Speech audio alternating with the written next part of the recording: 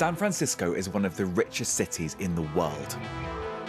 But below its gleaming buildings lies a humanitarian disaster. We have had, more overdose deaths in 1 year than we did of COVID deaths in our city.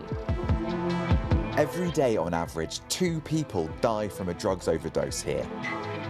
In December, Mayor London Breed called for a state of emergency in a notorious district called the Tenderloin. Bow, bow! Get me off camera! We've been told it's simply too dangerous to bring our cameras here, so we are filming on our phones. Black market. Artie works for a charity called Urban Alchemy. There is a lot of open drug use. I mean, it just happened literally right now, right here. Urban Alchemy aims to get drug dealers off the street and helps addicts find a way to drug services. Good morning, good morning. You okay? We about to come through and clean up, okay? Who all want coffee? Let's go. How you doing, brother? We immediately came across a street with so many people doing fentanyl, it was hard to get by. Can I ask what you're smoking, sir? Fentanyl. Fentanyl. The local drug dealers had delivered the fentanyl about half an hour before we arrived. Some were openly taking it on the street, seemingly unworried about the police. There you go. There you go. Seeing this firsthand is pretty shocking. He trying to make it up. There you go. Got it, bro? You got it, bro? Fentanyl was developed as a pain medication. Its use as a recreational drug, though, has exploded due to its low cost. It's 100 times stronger than morphine, and even a tiny quantity can kill. Yeah, this is like this every day. And you think it's... There's evidence of drug use everywhere. There go 1 that's been used, 2, 3, these are pulled out of needles. As we were filming, a woman approached us. Do you guys know where we can get any free tents at around here? Free tents? Beth and her partner Jay have been in San Francisco for a year. So are you doing fentanyl like today or? Every day. Every day, yeah. Really? What's it like living here? Lawless. Completely lawless. This is anarchy. In December, the Democrat mayor of San Francisco made a spectacular U-turn on previous progressive policies. She had advocated defunding the police. Now she was refunding them. More aggressive policies on law and order. It is time for it to come to an end. And it comes to an end when we take the steps to be more aggressive with law enforcement and less tolerant of all the bullshit that has destroyed our city. San Francisco is falling apart. The right-wing media in the US has become obsessed with San Francisco. The Tenderloin, I didn't think it would, but it's actually gotten worse. The city is covered in filth and homeless encampments. To many Republicans, the city is a sign of everything that's wrong with the left. A town ruined by liberal drug laws and a lax attitude to crime. And the figurehead for that is this man, Democrat Chesa Boudin, the elected district attorney for San Francisco. Boudin is a Yale-educated public defender who has never prosecuted a case. Fox News has mentioned your name more than 1,000 times in written content in the last year. Well, it sounds like you're paying more attention to Fox News than I am, and my sympathies for that. We come together today because of our... Chesa Boudin is a radical, part of a wave of liberal DAs that have been elected in cities across America. He's responsible for which crimes get prosecuted.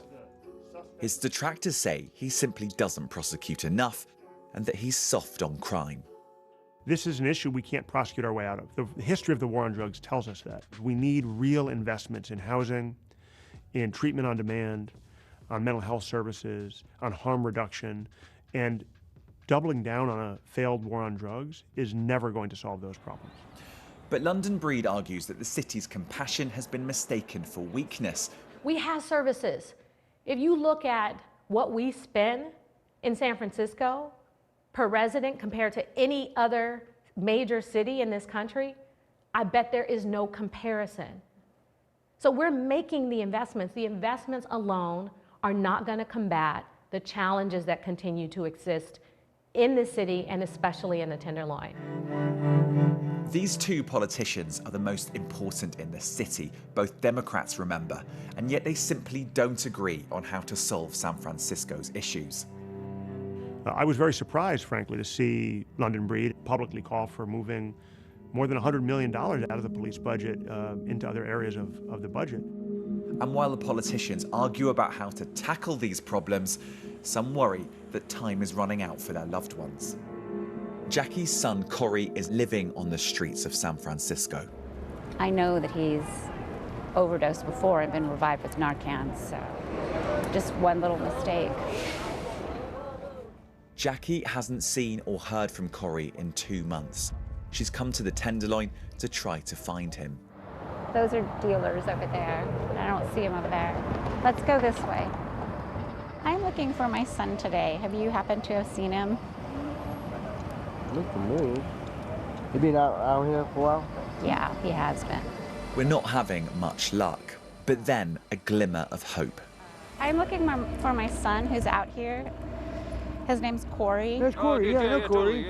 I know him. Yeah, I know Corey very well. I see Corey all the time. When's the last time you saw him? Yesterday. Did you see him yesterday? Was he here in San Francisco or was he in Oakland? He was here. Can you just tell him his mom's out here looking for him next time you see him? Is everything okay? Everything's okay. I just really miss him. That might be him right there. With a wheelchair? No, it's dirt. Sorry. Despite our best efforts, we simply can't find him. Corey is not blameless. My son makes the choices that he does that got him into this position, and he'll be the first to tell you that, you know, he made this mistake.